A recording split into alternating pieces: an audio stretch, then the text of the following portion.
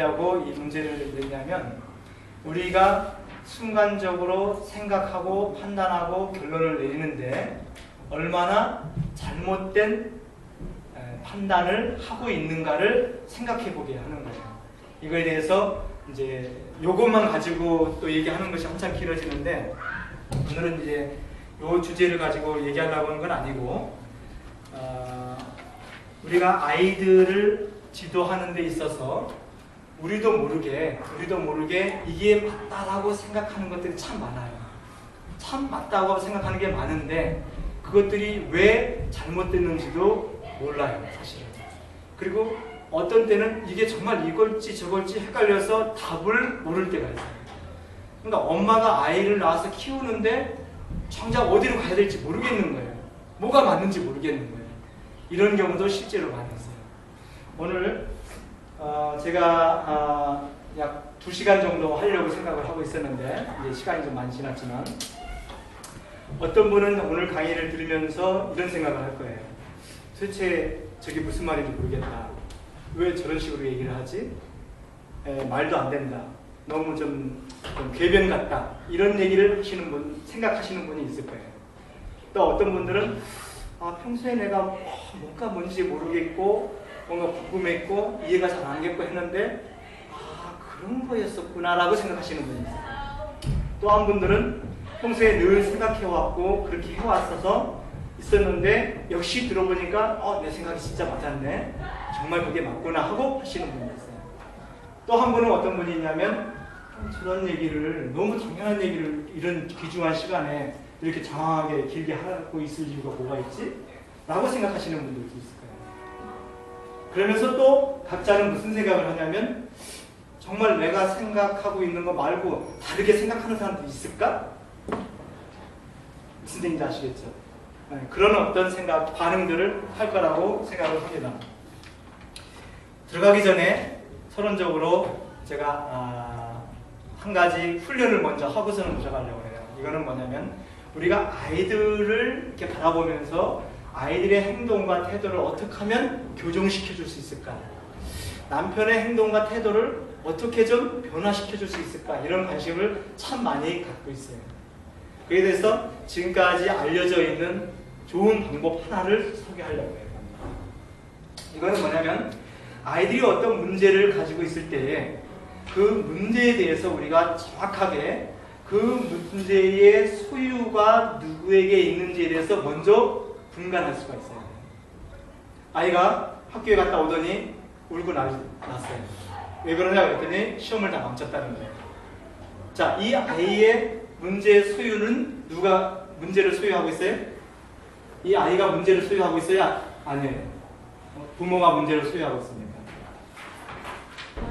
아이가 문제를 소유하고 있는 게 분명한데도 많은 부모님들은 뭐냐면, 이 아이의 문제를 누구 문제로 가지냐면 자기 문제로 가져서 자기가 혼란스러워하면서 아이에게 자기 문제 때문에 혼란스러운 상태를 표현해요. 그렇기 때문에 아이를 적절하게 도와줄 수가 없어요. 실제로 아이가 문제를 소유하고 있을 때에는 그 문제를 소유하고 있는 아이가 문제를 해결할 수 있도록 도와줘야 돼요.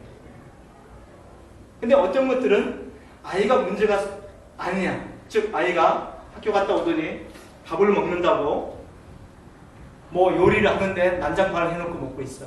그리고 지는 맛있게 먹고 놀고 있어요. 자, 이것은 누가 문제를 소유하고 있는 거예요? 아이가 문제를 소유하고 있는 걸까요? 내가 문제를 소유하고 있는 거죠. 네. 왜냐하면 아이는 아무 문제가 없어. 지는 즐거웠고 재미있었고 맛있었어. 근데 왜 엄마가 문제를 소유하고 있어요? 그 꼴을 못 보니까. 못 보고 그걸 다 치워야 되니까. 즉 아이들의 어떤 태도와 행동에서 이것이 아이의 문제로 소유된 거냐, 아이가 지금 문제를 소유하고 있느냐, 내가 소유하고 있느냐를 분명하게 먼저 구분을 하고 대처를 해요. 아이가 문제를 소유하고 있을 때는 우리가 아이의 마음을 이해해주고 공감해주고, 정말 너 힘들겠구나. 그래, 너가 너한테 무엇을 도와줄까? 너 참 기분이 안 좋아서 어떻게 했니? 이렇게 아이의 마음을 읽어주는 거예요. 사실은 엄마 문제가 아니에요. 그건 아이의 문제예요. 근데 많은 부모들은 그 아이의 문제를 엄마가 가져옴으로써 엄마가 화가 나서 엄마가 신경을 내고 엄마가 어떻게 할지를 모르고 막 그런 거예요. 해결을 못해요. 근데 오늘 내가 말씀드리려고 하는 부분은 그 중에서 아이의 문제가 소유했을 때가 아닌 엄마가, 아빠가 문제를 소유하고 있을 때를 어떻게 해결할 것인가 하려고 합니다. 즉, 다른 사람의 행동과 태도 때문에 내가 힘들다 이거죠. 내가 문제가 되는 거예요. 이거를 어떻게 적절하게 해결할 수 있을까에 대한 방법을 아이메시지 요법이라고 해요.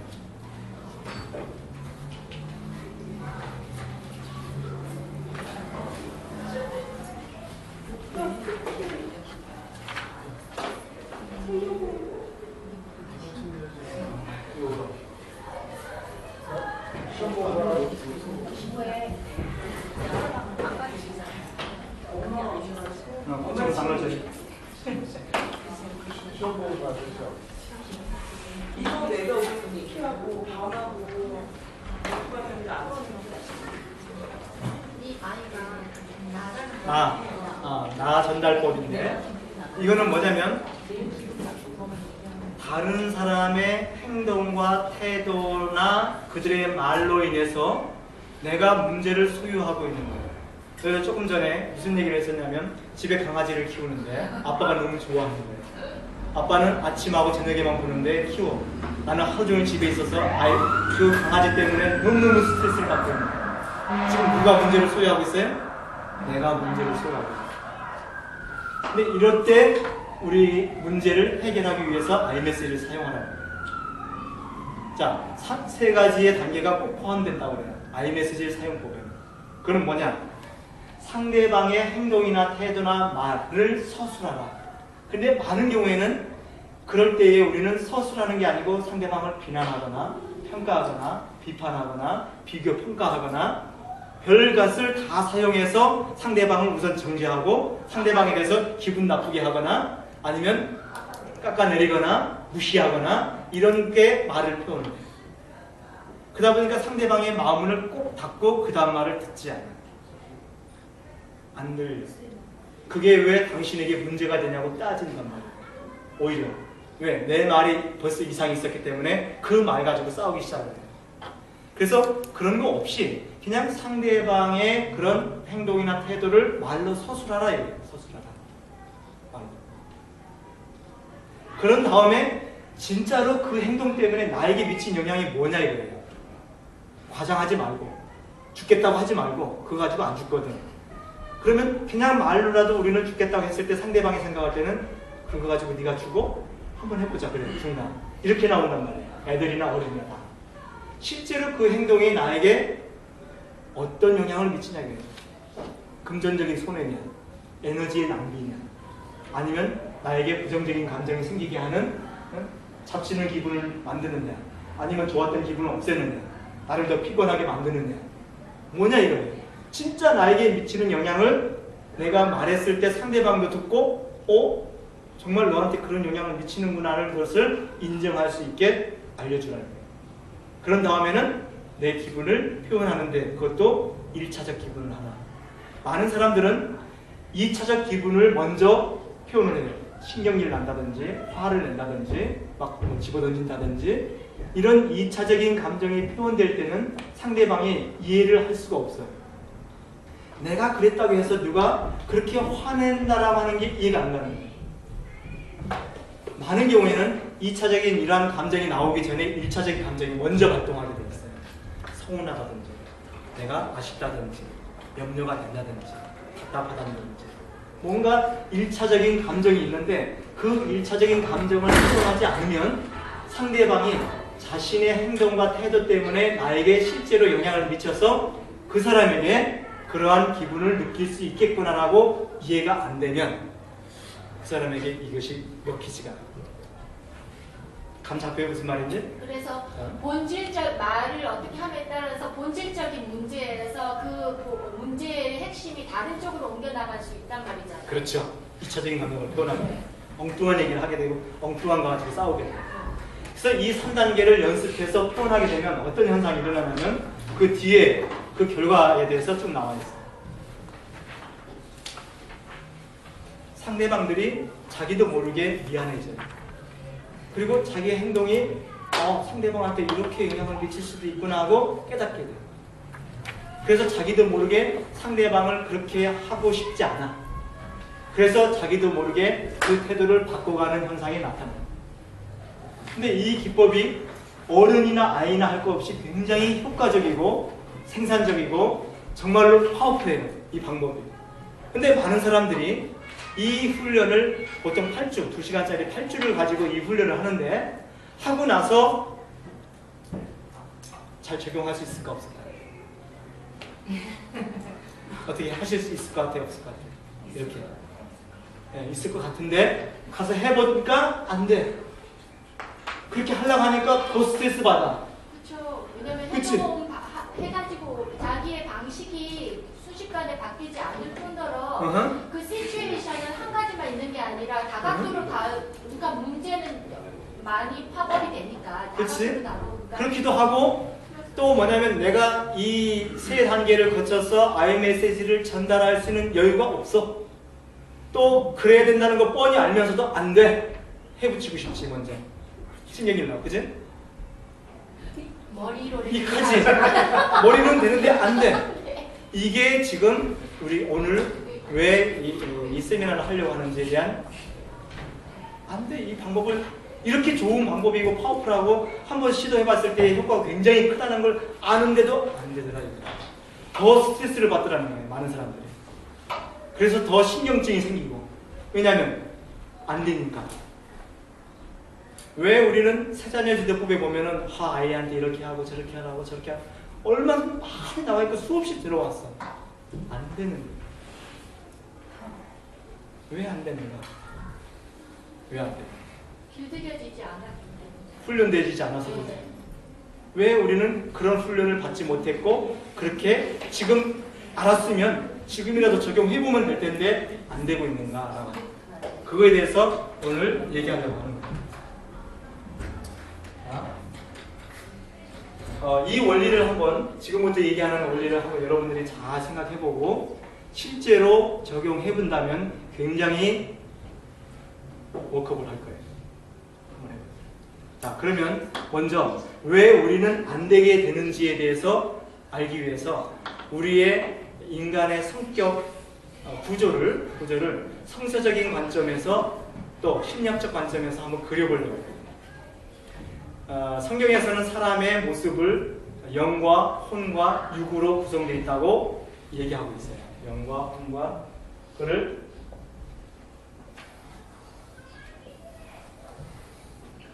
영과 혼과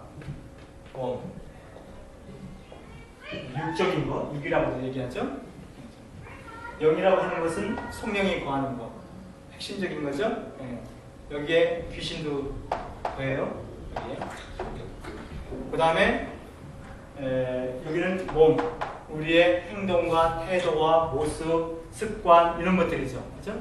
그래서 하나님이 사람을 만들 때 먼저 육체적인 흙으로 만드시고 거기에 영을 불어넣으니 생명이 됐는지라, 살아있는 사람이 됐더라. 그러면 이 살아있는 사람, 이 혼의 모습은 뭐냐면 우리가 혼할 때 우리가 막 돌아다니는 그런 혼이라고 하는 상상이 아니라 여기서 말하는 혼은 뭐냐면 우리의 마음이라고 하는 거예요. 마음이, 이 마음을 구조적으로 분석을 해보면 세 가지가 있어요. 여기 이거는 심리학책에도 나오지만 국어 사전에도 나와 있어요. 혼이란 마음이란 이 혼은 마음이라는 거예요. 마음이란 세 가지 영역이 나타나요. 세 가지 영역. 첫째, 이 밖에는 느낌이라고 하는 게 있어요.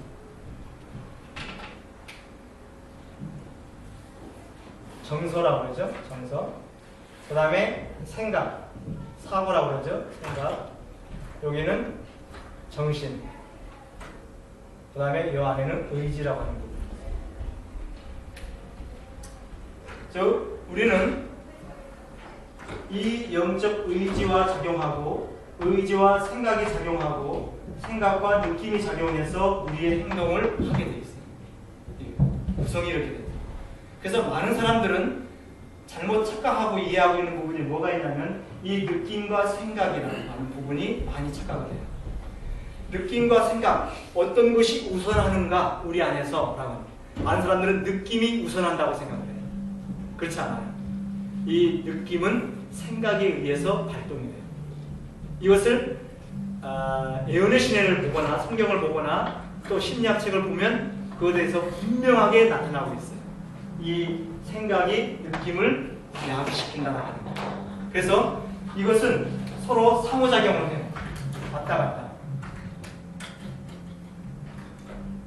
즉 우리의 외부의 환경과 여건과 상황에 의해서 우리의 느낌을 가질 수도 있어요. 느낌을 낳게 할 수도 있어요. 또 우리의 느낌에 따라서 생각할 수도 있어요. 우리의 생각에 따라서 우리의 의지가 좌우될 수 있어요. 그런데 정상적인 루트는, 건강한 사람의 정상적인 루트는 이 안에서부터 밖으로 영향을 미친다라고 하는 거예요. 이 원리만 이해하면 여러분들이 굉장히 자유로워질 수가 있는데, 자, 한번 보자고요. 이렇게 태어난 이 사람이 왜 이러한 뒤죽박죽의 현상이 일어나고 또 건강하지 못한 사람으로 가느냐? 이 사람이 이 세상에 태어나면서 외부로부터 어떤 공격과 자극을 받아요. 한 사람이 태어나면 선악의 대쟁투가 그 한 사람을 놓고 일어나기 시작합니다. 그냥 놔둘 수가 없어요. 사탄도.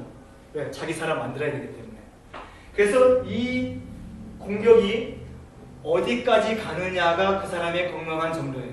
그래서 그 왜곡된 자아가 형성되기 시작하는데 다시 어떤 한 사람의 모습이 생각되는데 외부적인 자극, 즉 이 몸의 부분, 밖의 부분에 문제가 됐을 때는 그들의 행동과 그들의 태도에 문제가 있는 것들은 우리의 간단한 훈련이나 교육을 통해서 많이 교정을 해요. 한국에서 교육 방침이 많은 경우에 있어서 이 겉에 있는 부분들을 지도하기 위해서 우리가 방법을 써요. 잘하면 뭐 하나 주고 잘못하면 벌을 세우고, 이것이 바로 이 밖에 있는 부분, 이 부분이 문제가 생겼을 때에 치유하는 방법들이에요. 근데 이것이 더 강하게 자극을 받아서 기분, 느낌, 정서 부분까지 상처를 받으면, 문제가 되면 그 사람은 왜곡된 마음을 갖기 시작을 해요. 즉 여기까지 상처를 받으면 사람들이 마음을 열지 않고 관계하는 데 어려움을 갖고 있고 또 혼자 숨기도 하고 이런 문제를 가지고 있죠. 그래서 이 부분까지 치료하기 위해서는 이제 생활지도가 아니라 심리적인 상담 치료를 시작하게 돼요. 근데 여기까지 문제가 된 것도 다행이라고 봐요. 우리 정상적인 이런 생활하는데 그렇게 어렵지 않아요. 근데 정신병원까지 가는 사례는 뭐냐면 이 생각에 있는 부분, 정신적인 부분까지 상처가 돼서 문제가 됐을 때는 정신병원에 가게 돼 있어요. 왜냐하면 이 부분까지 문제가 되면 우리의 왜곡된 생각의 반복이 우리의 느낌을 낳고 우리의 느낌이 행동을 야기시키는 것처럼 그런 상황에서 오는 또 다른 외부의 반응된 자극 때문에 또 깊은 생각, 새로운 생각을 하는 거예요. 더 악화된 생각을 하게.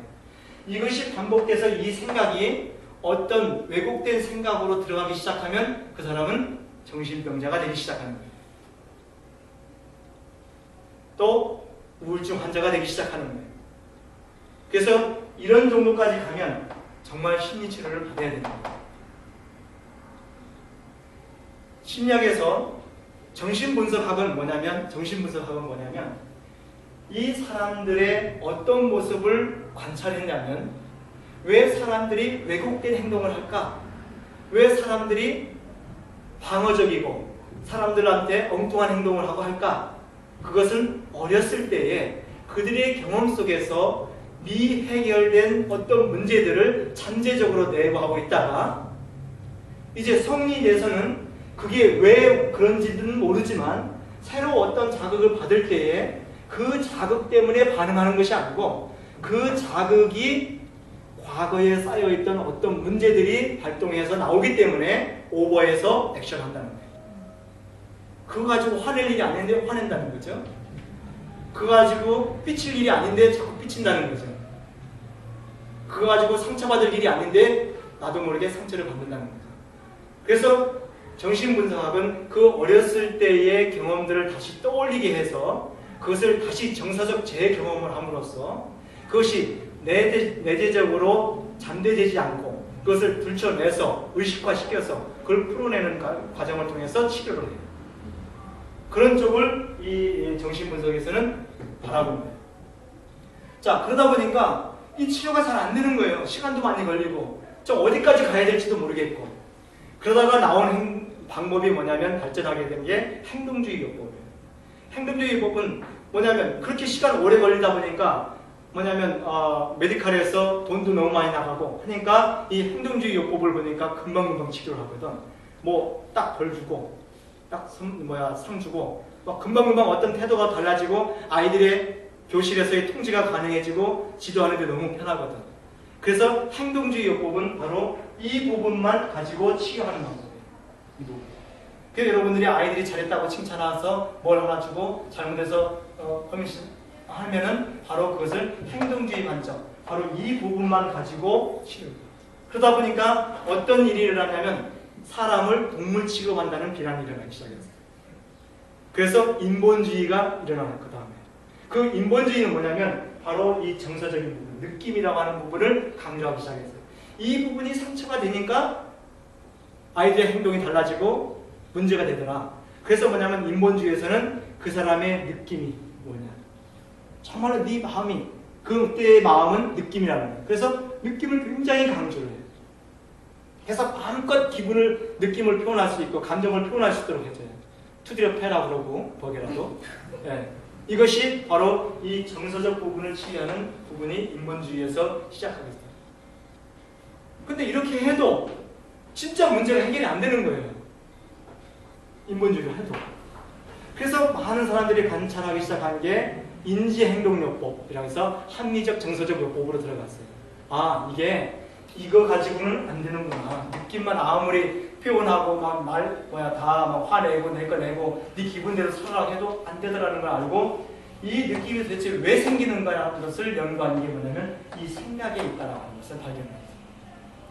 그래서 그들의 왜곡된 생각이 그들의 왜곡된 느낌을 낳고 있는 것을 발견한 거예요. 그래서 사람들이 뭔가 속상하고 기분 나쁘고 하면 왜 속상한데? 왜 기분 나쁜데? 하면은 뭐 이렇고 이래서라고. 근데 많은 사람들은 어떤 기분이 분명히 부적절한 기분이 생겼는데도 너 왜 그래? 그러면 몰라. 왜 그랬는지 모른다고 하는 사람들이 굉장히 많아요. 즉 뭐냐면 내가 지금 어떤 생각을 계속 하고 있음으로써 내 기분이 달라졌는지를 모르는 거예요. 뭔가는 있는데. 있는데. 그래서 앨리스라고 하는 사람은 사람들이 생각하고는 유형들을 다 모아가지고 유목화시켰더니 12가지가 나왔어요. 그 중에 첫 번째를 뭐라고 했냐면 내게 소중한 사람으로부터 나는 항상 사랑과 인정을 받아야만 한다고 생각하는 거예요. 당연한 얘기잖아요. 그죠? 근데 이게 비합리적인 신념이라는 거예요. 있을 수 없는 것을 생각한다라고 하는 거예요. 과학적이지 않다는 거예요. 이런 생각 때문에 우리는 많은 사람들이 혼란스러워하고 힘들어하고 속상해하고 기분 나빠하고 더 이상 못 살겠다고 하고 한다는 거예요. 근데 이 생각이 왜 잘못됐는지도 사람들은 생각을 못하는 거예요. 왜 이 문제가 아까 전달했던 그 문제가 왜 틀렸는지 생각을 안 하는 것처럼 우선 먼저 탁 느끼는. 최근에는 다니엘 카너먼이라고 하는 사람이 원래 심리학자인데 경제 노벨상을 받은 사람이에요. 그 사람이 최근에 이제 한참 이제 얘기되어지고 있는 게 뭐냐면 우리의 생각에는 두 가지가 있다. 하나는 숏텀, 순간 생각하는 생각이 있고 길게 생각하는 게 있다. 근데 많은 사람들은 왜 왜곡된 선택을 하고 왜곡된 판단을 하고 잘못된 길로 가는가?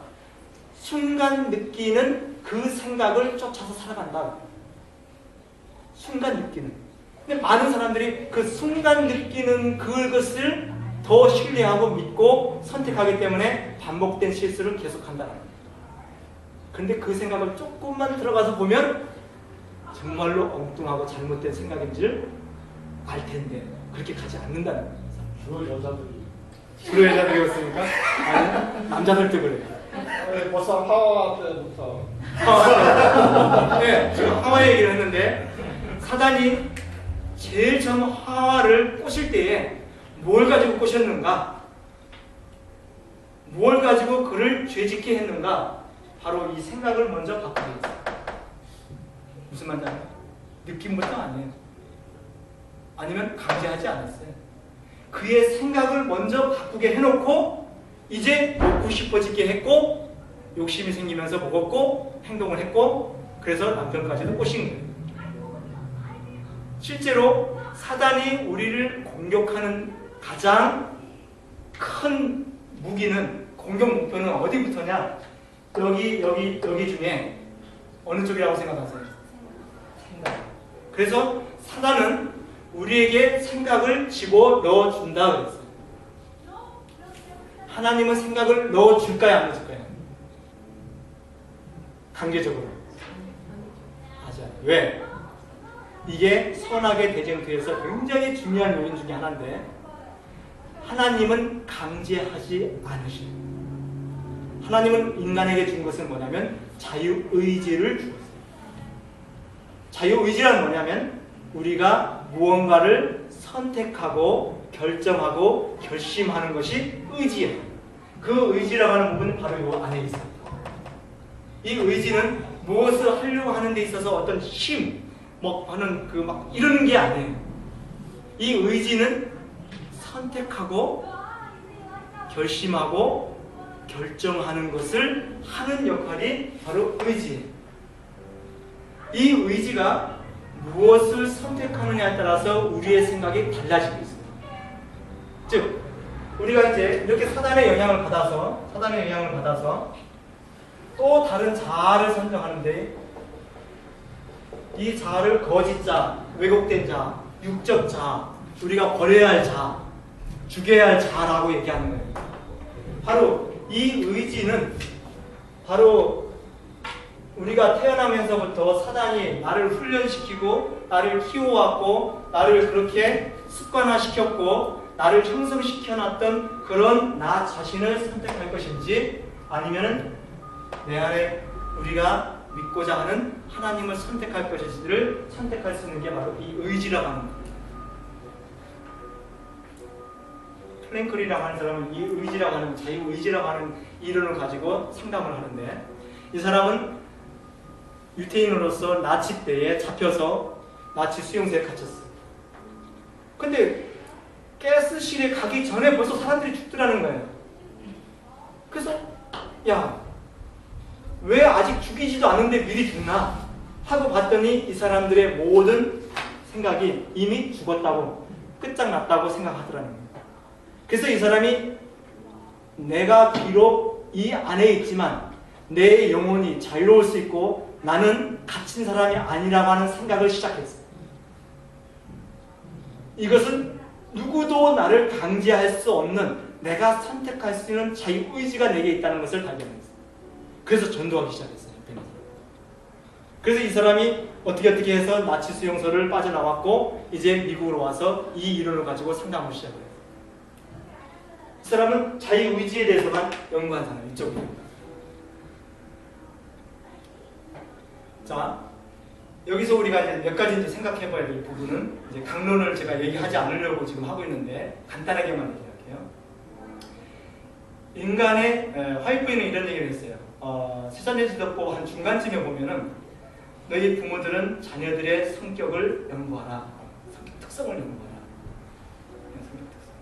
그래서 그 아이들이 어떤 것에 뛰어나게 태어났고 어떤 것이 약점이고 그 아이는 어떤 기질을 가지고 있는지 연구함으로써 그들을 더 잘 지도하고 가르치고 훈련시킬 수 있어야 한다.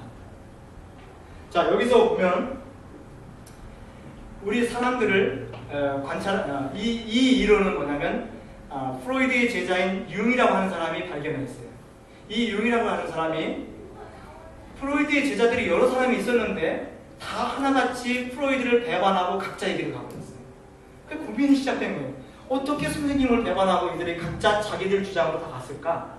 왜 그럴까 하다가 터득한 것이 사람의 어떤 성향을 발견한 거예요. 이 사람이 발견한 성향은 뭐냐면 이거였어요. 사람은 그들의 심적인 에너지의 방향이 어떤 사람은 밖으로 더 잘 향하고 어떤 사람은 더 안으로 더 잘 향하더라. 어떤 사람은 심적인 에너지가 밖으로 자꾸 뻗치고 일스러운 것입니다. 외향성. 어떤 사람은 모든 심적인 에너지가 안쪽으로 자꾸 향하더라. 외부의 작용이나 환경 때문에 안으로. 그래서 들어보시면 내향성. 이렇게 하고 이렇게 이 심적인 에너지의 방향에 따라서 그 사람의 특성이 달라지고 또 하나는 이렇게 심적인 에너지의 방향이 설정되면서 정보를 수집하는 방법이 사람마다 틀리더라는 거예요. 어떤 것이 더 강하고 어떤 것이 더 약하다라는 거예요. 어떤 사람들은 이 몸에 있는 이 몸의 부분에, 적인 부분에 해당되는 오감이라고 하는 게 있어요. 우리가 보고, 듣고, 냄새 맡고, 만져보고 이 오감을 통해서 정보를 더 잘 수집하는 사람이 있고 어떤 사람은 육감이라고 하는, 직관이라고 하는 정보를 가지고 방법을 가지고 정보를 더 수집을 잘하더라는 거예요. 정보를 받아들이는 거예요. 그래서 우리가 오감을 통해서 정보를 더 잘 받아들이는 사람을 센싱해서 S, 감각적인 사람입니다. 직관적인 사람들 인투이션에서 우리가 두 번째 N을 쓰는데 I를 썼기 때문에 그래서 직관적인 사람이다. 어느 쪽이 더 강하다라는 거예요. 그렇게 해서 정보를 받아들인 다음에는 이 안에서 뭔가 판단하는 기능이 있는데 이 판단하는데 어떤 사람은 이 느낌, 정서 이걸 가지고 더 잘 판단을 내리는 사람이 있고 어떤 사람은 생각을 가지고 더 판단을 잘 내리는 사람이 있더라. 그래서 필링이 강한 사람이 있고 싱킹이 더 강한 사람이 있더라. 그래서 F와 T를 써요. 어떤 쪽이 더 편하더라는 거예요. 더 잘 쓰고. 자, 그러면서 생활 태도에 있어서는 뭐냐면 어떤 사람은 외부에서 오는 인식하는 데 더 관심이 많고 거기에 초점을 두는 사람이 있는가 하면 어떤 사람들은 나에게 들어온 작은 정보지만 이것을 얼마나 정확하게 분명하게 판단을 내릴 것인가에 더 초점을 두는 사람이 있더라고요. 그래서 인식적인 사람과 P, 패스링에서 P인 사람과 여기에 판단 기능인 저징이 강한 사람이 있더라고요. 이 네 가지 요소를 서로 조합해서 그 사람의 성격과 그 사람의 장점과 약점과 이런 것들을 우리가 파악하고 이해합니다. 이 부분들을 이해한다면 다른 사람을 더 쉽게 이해하고 저 사람이 왜 저렇게 행동하는지를 이해할 수가 있어요. 그래서 우리가 저 사람뿐만 아니라 나는 왜 저 사람과 다른가? 어떤 사람들은 즉 ISTJ라고 하는 사람들은 다른 사람이 나와 다른 점을 이해하기가 어려운 사람이에요. 왜 다른지 이해가 안 돼. 왜 안 돼? 쉽게 얘기하면. 또 어떤 사람은 그 반대로 거꾸로 왜 그래야만 하는데? 라고 하면서 살아요.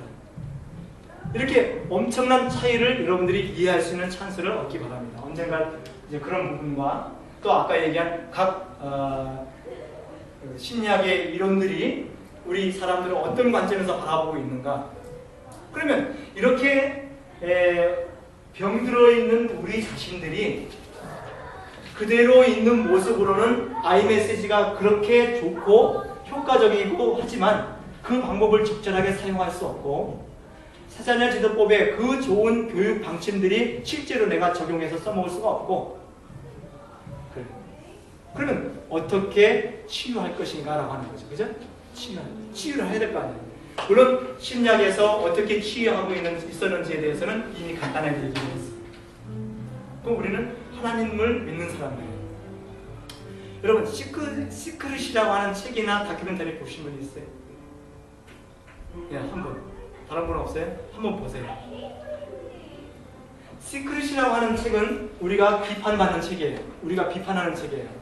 왜냐하면 거기는 뉴에이지 사상과 우리가 하나님을 믿지 못하게 하는 역할을 하게 한다고 해서 그 책을 읽지 말라고 해요. 근데 저는 그 책을 꼭 보라고 합니다. 다큐멘터리 보라고. 왜 그러냐? 그 사람들은 하나님을 모르고서 어떻게 하나님의 영적 에너지와 악의 에너지가 이 땅에서 작용하고 있는지를 발견하고 그 원리를 사람들에게 전도해서 그들이 힘들고 어렵고 정말로 실패하고 절망하고 좌절하는 사람들을 희망적이고 기쁘고 행복하고 성공의 길로 인도하는 기법으로 사용하고 있습니다. 하나님만 빠졌습니다. 그런데 하나님이 역사하는 영적 세계와 사단이 힘을 발휘하고는 악령의 세계, 이 두 가지의 힘이 실제 사람들에게 얼마나 크게 작용하고 있는지에 대해서 그 사람들은 낱낱이 파헤치고 이것을 사람들에게 전도하는 오프라 윈프리가 거기에 신봉자예요. 유명한 사람이죠. 이 책도 유명하게 많이 팔렸어요. 한번 꼭 보세요. 단 하나님과 이 선악의 대쟁투 속에서 보시면 돼요. 그 책에서는 얘기 안 하지만. 자, 그러면 화이트인이 그의 책에서 어떤 얘기를 굉장히 많이 하고 있냐면, 오늘날 하나님을 믿는다고 하는 사람들이 하나님으로부터 받을 수 있는 힘, 파워가 얼마나 큰지에 대해서 별로 인식하지 않고 살고 있다라고 많이 들어보셨을 거예요. 실제로 우리의 삶 속에 풀리지 않고 해결할 수 없는 문제들 속에 우리가 그 누군가로부터 굉장한 파워를 얻어서 살 수 있다고 한다면 우리는 훨씬 더 쉽게 그 문제들을 해결할 수 있는데 그 힘을 사용하지 않고 있다. 즉, 우리는 우리의 생각이 힘을 낼 수 없습니다. 우리의 느낌이 힘을 낼 수 없어요. 우리의 행동이 힘을 낼 수가 없어요. 제한적으로 있어요. 즉, 우리가 어떤 생각을 하게 되면 그 생각으로 인해서 우리의 느낌이 생겨서 거기에 에너지가 생겨서 행동하는 데 적용을 해요. 자, 이런 경우 있었을 거예요, 여러분들. 그 친구가 정말로 그거 생각하면 미워 죽겠는데 그렇게 생각하다니 나만 속상하고 어떻게 할 도리는 없고, 그래서 내 생각을 바꿈으로써 그로부터 자유로워졌던 경험이 있었을 거예요. 맞죠? 단지 하나님을 믿지 않는 사람들도 생각 하나 바꿈으로써 그의 느낌과 행동과 태도가 달라지고 있는 경험들을 수없이 많이 하고 있어요. 그런데 우리가 하나님으로부터 오는 에너지를 받을 것인지 사탄으로부터 오는 에너지를 받을 것인지를 선택할 수 있는 자유의지를 하나님께서 우리에게 주셨다고 합니다. 이 자유의지를 우리가 심리학자들도 이 자유의지에 대한 부분에 대해서 그렇게 많이 기술하고 있잖아요. 근데 화이트는 이 의지라고 하는 부분을 굉장히 많이 강조하고 있어요. 굉장히 많이. 우리의 의지를 어디에 초점을 둘 것이냐, 우리가 그 의지가 작용하는 선택을 어느 쪽으로 할 거냐에 따라서 우리의 모든 삶은 달라진다. 그래서 우리의 의지가 무엇을 선택하느냐에 따라서 그로부터 오는 에너지로 우리는 이 삶을 산다면 우리는 어떤 결과를 낳게 되는지는 더 이상 설명하지 않아도 돼요. 그런데 과연 우리는 내 안에 어떻게 예수님을 내 마음속에 모실 거냐, 성령님을 내 마음속에 모시라고 하는데 어떻게 모시면 모시는 거냐 이거예요. 여러분들이 아이들에게 하나님을 그들의 마음속에 갖게 해줘야 되는데 어떻게 그렇게 해줄 수 있다는 얘기인가라는 거예요. 네? 아이들은 모방하는 걸 좋아해요. 네, 모방하는 걸 좋아하죠. 어머니들이 하는 대로 아이들이 따라서 하죠. 근데 여기서 많은 사람들이 하나님을 내 마음속에 모시면 그 하나님의 뜻과 의지대로 우리도 생각하고 따르고 생활하고 다 자연스럽게 되잖아요. 근데 하나님을 내 마음속에 모신다라고 하는 이 원리를 간과해버려요. 그냥 뭔가 탁 와가지고 내 가슴이 뜨거워져서 그러면 성령이 오셔서 내가 막 변하는 것 같은, 그렇게 될 것 같은, 그렇게 돼야 될 것 같은 생각을 많이 해요. 그래서 실제로 그런 작업을 많이 해요. 그래서 어떤 사람들이 저 트리아트인가 뭐 어디 가서 한번 성령을 받으면 정말 사람 변해서 와. 정말 바뀌어서 와. 얼굴도 달라지고 태도도 달라지고 다 달라져. 그런데 조금 시간이 지나면 약발이 떨어져. 또 한 번 가야 돼. 거기가 어디 있어요? 여기 교회에 저기 은혜교회에서 그거 하죠? 네, 은혜교회의 부흥의 비결은 거기에 있어요. 다른 데 없어. 거기 갔다 오면 무조건 순종이고 복종이야. 선교사 날라다녀. 모든 게 다 기뻐져. 근데 이게 잘못 왜곡되면 사람을 망가지게 하는 게 사단이 그 상황을 누린다고 그러죠. 그러면 정말로 내 안에 하나님을 모실 수 있다고 한다면 어떨 것 같아요?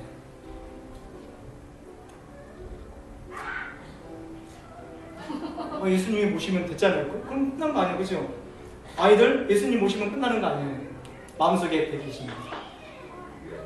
우리가 하나님을 우리 안에 모시게 되는 방법을 구체적으로 생각하지 않고 방법을 쓰지 않기 때문에 혼란스러움을 느껴요. 그거는 말씀이 육신이 되어 우리 가운데 거하시는 예수님은 그의 형상과 모습을 말씀을 통해서 기록하셨고 그 말씀을 통하여 우리에게 오신다고 했어요. 다른 말로 말하면 그의 말씀을 내 안에 간직하고 둘 때 그 말씀이 곧 내 안에 하나님 성령이 거하시게 되는 거예요. 즉 하나님의 말씀을 내가 선택해서 내 안의 생각을 그의 생각으로 대체하고 그의 생각으로 간직하고 있을 때 성령은 그것을 통하여 나에게 에너지를 주고 나의 삶의 기쁨과 행복과 감사함으로 살아갈 수 있게 만들고 나의 행동과 태도가 변화된 삶으로 살아가게 해주신다는 사실입니다. 그러면 많은 사람들이 하나님은 믿는다고 하면서 실제로 그의 말씀을 나의 중심에 있는 생각으로 가지고 있느냐? 그렇지 않다는 거예요. 하나님을 믿는다고 하면서도 지금 목사님의 말씀을 들으면서도 그 말씀이 내게 들어오는 게 아니라 성경을 읽으면서 그 말씀이 나의 생각으로 바뀌지 아니하고 무슨 생각? 내가 어렸을 때부터 나도 모르게 쇠뇌된 사단이 나를 꼬여놓은 그 생각을 스틸 계속 가지고 있다는 거예요.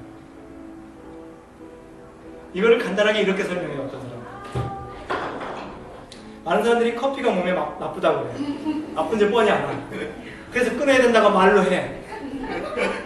진짜 그렇게 생각하는 것 같아. 근데 역시 아침에 일어나면 커피 한 잔을 마시면서 역시 이 커피는 나를 행복하게 해줘.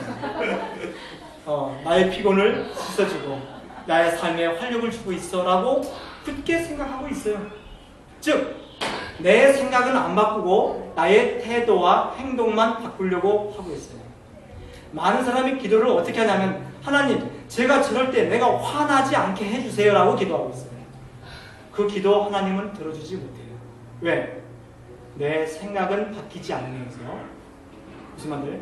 내 생각은 바뀌지 않으면서 그의 행동과 태도를 보면서 나는 끊임없이 잘못됐어. 저러면 안 돼. 저럴 수가 있어 라고 생각하면서 그래서 화를 내면서 하나님한테 하나님 나 좀 제발 화나지 않게 해달라고 기도 백날 해봤자 소용없어요. 기도는 하나님 내가 이렇게 화나는 이유는 저 아이의 행동과 태도를 보고서 나는 제 아이가 나를 무시한다고 생각해서 이렇게 화가 납니다. 저 남편이 하는 저 태도는 나를 사랑하지 않고 나 대신 다른 여자를 더 마음에 두고 있나라고 하는 생각을 하면서 내 기분이 좋아지기를 기도하고 있다고 한다면 그 기도는 들어줄 수가 없으셔요. 내 안의 생각을 사단이 나로 하여금 그렇게 심어줬던 생각을 계속하면서 내 기분은 그 생각 때문에 나오는데 내 기분만 바꿔달라고 하나님한테 기도한다고 해서 들어주지 않으십니다. 기도는 나의 이러한 왜곡된 생각을 바꿀 수 있게 비합리적인 생각을 바꿀 수 있게, 성서적이지 않은 생각을 성서적으로 바꿀 수 있게, 하나님께서 우리에게 주신 말씀의 생각을 진짜 내가 할 수 있게 해달라고 기도하면 그 기도가 응답되는 순간, 그 생각이 바뀌는 순간 우리는 우리의 기분이 달라져요. 무슨 말이에요? 자유함을 느껴요. 그러면 내 자신이 지금 내 안에 하나님의 영을 선택하고 있는지, 나의 왜곡된 나를 선택하고 있는지를 어떻게 아느냐? 그죠? 어떻게 아느냐?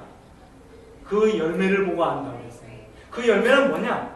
지금 나의 삶 속에서 부딪히고 있는 나 부부와의 관계, 아이들과의 관계 속에서 나는 적절한 감정을, 적절한 느낌을 가지고 사는지, 아니면 부적절한 느낌을 가지고 사는지를 보시면 돼요.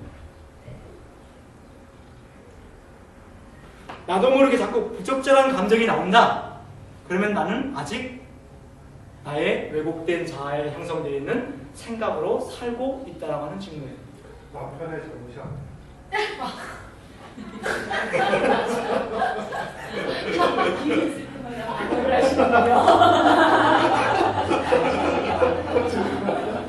많은 사람들은 자기의 느낌의 원인이 그냥 아멘 하세요. 자기 안에 있음에도 불구하고 저것 때문이라고 그래요. 그게 아니라는 사실은 뭐냐면 똑같은 행동을 했는데 누가 하면 기분 나쁘고 저 사람이 하면 괜찮아. 분명히 그렇죠. 똑같은 말을 들었는데 이 사람이 했을 때는 내가 화가 나는데 저 사람이 하면 괜찮거든. 그 얘기는 뭐냐면 그 얘기 자체가 나에게 화를 내게 하거나 속상하게 하는 게 아니라는 사실이에요. 그 말을 내가 어떤 식으로 받아들이고 있느냐에 따라서 내가 기분이 달라지고 있다는 증거예요.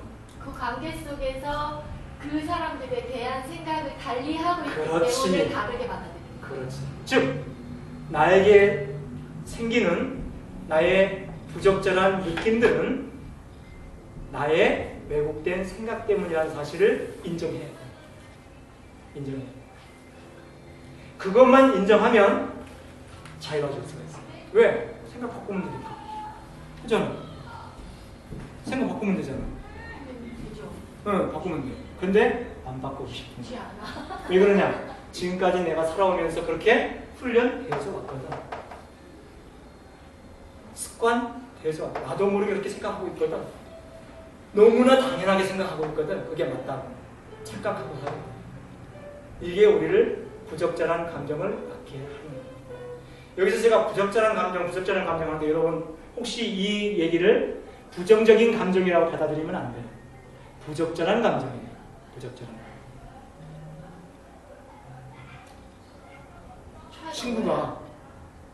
친구가 실수로 넘어졌는데 그거 보고 낄낄대면서 신나서 막 웃으면 기쁜 감정이지만 그건 부적절한 감정이거든. 그죠? 그잖아. 그런 경우 많거든 우리는. 그건 긍정적인 감정일지는 모르지만 부적절한 감정이에요. 제가 결혼 전에 결혼 전에 남편이랑 사귀는데 그 한국에서요 그 지하철 타는데 이 봉 있잖아요. 그 남편이 그걸 뛰어넘으라고 확 뛰어넘다가 넘어진 거예요. 착지가 발이 떨어진 게 아니라 얼굴이 떨어져가지고 여기서 찢어져서 나중에 피가 나왔는데 그게 순간 너무 웃긴 거예요. 그래서 막 웃었는데 남편이 몇날 며칠을 저한테 그렇지. 왜냐면 부적절한 부적절한 그것 때문에 싸우는 부부들 많아요. 부적절한 아니 그게 그런 비웃음이 아니잖아요. 그냥 딱 안타까워요. 웃겨 죽겠다. 자, 그러면 우리가 이렇게 건강하지 못한 자, 여기서 이 현상, 치유의 현상, 성령의 힘을 받아서 건강한 상태로 변하면 어떤 모습들이 우리에게 나타나는가 하는 거예요. 첫째, 사랑할 수가 있어요. 누구를? 남편을, 아내를, 아이를. 진정. 사랑이란 많은 사람들이 사랑은 감정이라고 생각해요. 사랑은 의지라고. 믿음 감정 아닙니다. 믿음 의지입니다.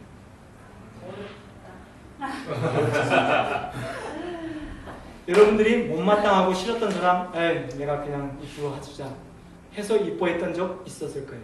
지금까지 살아오면. 지금까지도 소용이 있을지도. 자, 그러면 사랑이란 도대체 어떻게 하는 게 사랑인가? 라고 하는 데 있어서 많은 사람들이 헷갈려 하는데, 사랑이란 관계 속에서 나의 유익을 구하지 않는 거예요. 사랑이란 상대방을 배려하는 거예요. 그게 사랑이에요. 우리들은 식상정. 그게 일어나고 있다면 나는 건강한 사람이에요. 그런데 관계 속에서 어쩐지 모르게 상대방을 배려하는 마음이 안 생겨. 나의 이익을 자꾸 구하고 싶어해. 그거는 내 안에 사랑이 있는 게 아니에요. 내 안에 성령과 연결되어 있는 나의 상태라기보다는 나의 왜곡된 자아와 연결되어 있는 내 모습이라고 생각합니다. 사랑이란 이기적인 게 아닙니다. 사랑이란 거예요? 이기적인 게 아닙니다. 사랑이란 이기적인 거냐? 어떤 면에서 정의하신 거예요? 20대 초반에 무슨 철학 무슨 그런 비슷한 거 봤는데요. 그 사람이 얘기하는 것은 모든 인간은 이기적이다. 맞습니다. 왜 이기적이냐면 모든 인간은 사단에 의해서 이미 이렇게 왜곡되어 버렸기 때문에, 병들었기 때문에 이기적입니다. 그래서 진정한 사랑의 실천이 안 되는 거예요. 그래서 나의 옆에 있는 사람을 사랑하고 행복하게 하는 것은 그 사람이 행복해지는 모습을 보는 내가 행복해지기 때문에 그 사람을 행복하게 하는 것이다. 오늘 아침에 우리 성경 공부하면서 배웠지만 10계명의 첫 번째부터 네 번째까지는 우리가 하나님한테, 다섯 번째부터 10번째까지는 우리가 사람들한테 뭔가 이렇게 잘하고 뭔가 하고 그들을 위해서 존재하는 게 10계명이라고 사람들이 생각을 해요. 아니요. 10계명은 첫째부터 10째까지 다 나 자신을 위해서 있는 거예요. 즉 사람을 본래 하나님께서 만드실 때에 그 사람의 모습은 바로 그 사람이 다른 사람들에게 사랑이 전달되는 과정 속에서 더 큰 기쁨과 자라남과 즐거움과 감사로 신남으로 존재의 가치를 느끼면서 살 수 있도록 만들어진 게 사람이거든. 그렇기 때문에 하나님은 내 이웃에게 그렇게 하나가 저 사람들을 위해서라기보다는 결국 나 자신을 위해서 존재하는 게 10계명이에요. 왜 하나님이 우상 숭배하지 말라? 하나님을 위해서 하는 거지, 그치? 뭐? 아니에요. 우상 숭배에 하나님께서 우리에게 명령하신 본질적인 것은 무엇이 우리에게 있어서의 우상이냐면 우리의 욕심이에요. 욕심은 곧 우상 숭배라고 했습니다. 욕심이 잉태해서 죄를 낳게 되는 거예요. 즉 우리의 욕심이라고 하는 이 왜곡된 모습들은 하나같이 그 나오는 반로들은 욕심으로 만들어져서 나와요. 즉 이 욕심이 가지고 있을 때 그 사람이 행복해질 수가 없어요. 무슨 말이에요? 그래서 하나님께서는 그가 망가지는 것을 막기 위해서 우상 숭배하지 말라. 하나님을 바라보라고 한 것은 뭐냐면 그 인간은 하나님으로부터 오는 에너지를 받고 살게끔 이미 만들어진 구조야, 우리 인간은. 근데 우리 인간은 당신 없어도 내가 살 수 있어. 그러니까 이게 우리 인간이 사단한테 속은 생각이에요. 여기에서 우리가 정신 차리지 않냐면 하나님으로부터 하나님이 우리에게 정말로 주시고자 하는 걸 우리가 받지 못하기 때문에 우리는 건강하게 살 수가 없는 거예요. 하나님의 모든 10계명은 나 자신을 위해서 주셨다라고 하는 사실이에요. 첫째부터 10제까지 다. 그 관점으로 성경을 바라보면 성경이 달리 보일 거예요. 아닌 것 같죠? 나는 잘하고 있는데 남이 잘 못하고 있는 것처럼. 그렇죠? 네. 자, 나는 잘하고 있는데 남이 잘못하고 있다라고 우리는 생각하기 때문에 속상하고 화나고 그래요. 치유가 돼서 건강해지면 싸움이 일어난 다음에 어떤 모습을 보이냐면 그 싸움 가운데 오갔던 말 속에서 나의 왜곡된 모습을 발견하게 돼요. 건강한 사람. 무슨 말인지 알아요? 네, 한번 해보세요. 그리고 내가 왜 싸우는지 한번 생각해보세요. 그래서 싸우고 나서 생각하면 생각할수록 내 마음속에서 미안한 감이 생기고 내가 얼마나 왜곡된 생각과 왜곡된 태도를 취하고 있었는지를 깨닫게 돼요. 치유돼서 건강한 사람은, 성숙한 사람은.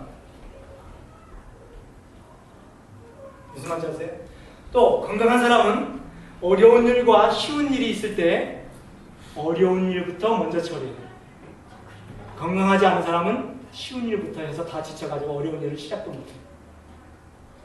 그거 하나만 가지고 정신치료하는 사람이 스코트 백이라는 사람. 아직도 끝나지 않은 길이라고 하는 책을 쓴 사람. 그 사람은 그 원리 하나 가지고 치유해요. 사람들이 신경증 환자들 보니까 먼저 쉬운 일부터 하는 거예요. 무슨 말이에요? 그래서 정신병 환자가 되더라고요. 그래서 그 사람들을 딱 하나 뭐 시켰어요? 우선 먼저 어려운 거, 하기 싫은 거, 못마땅한 거부터 하게 시켰어요. 그랬더니 정신병으로부터 벗어나고 있는 걸 발견해요. 제가 그런 경험을 한 적이 있었는데요. 어렸을 때부터. 그러니까 밥상에 반찬이 여러 가지 중에 내가 먹기 싫어하는 거랑 맛있는 거 있잖아요. 그러면은 저는 먹기 싫은 거부터 막 먹어요. 그리고 마지막에 맛있는 거를 먹어요. 왜냐면 끝에 그 맛있는 거를 기억하고 싶어서. 자, 왜 그러냐면 그 전에 맛없는 걸 먹으면서 그 맛있는 걸 생각하면서 기쁜 마음으로 먹는단 말이에요. 근데 맛있는 걸 더 먹으면 저거까지 먹어야 되면 안 먹어도 괜찮으면 괜찮지만 맛있는 것도 맛있게 못 먹는다는 거예요. 무슨 말이에요? 빨래를 하더라도 가장 빨기 힘들고 하기 싫은 것부터 빨으라는 거예요. 왜냐면 쉬운 것부터 하면 벌써 지쳐가지고 힘든 건 더 빨아. 근데 학생들을 가르치다 보니까 특히 이제 시험 볼 때요. 네. 그 you have to teach your children strategy. 근데 애들은 꼭 제일 힘든데 시간을 제일 많이 소비하잖아요. 거기 제일 그게 그래도 힘드니까. 저는 뭐라 그러냐면 쉬운 것부터 다 해라. 그리고 그거는 제일 마지막에. 시험 보는 거하고는 더 틀려. 시험 보는 거. 시험 보는 거 당연히 쉬운 거부터 해야지. 그래서 아이들이 많이 헷갈리더라고요. 왜냐면 보통 때는 제가 시험 보지 않을 때는 제일 힘든 것부터 하라고 그러거든요. 그러니까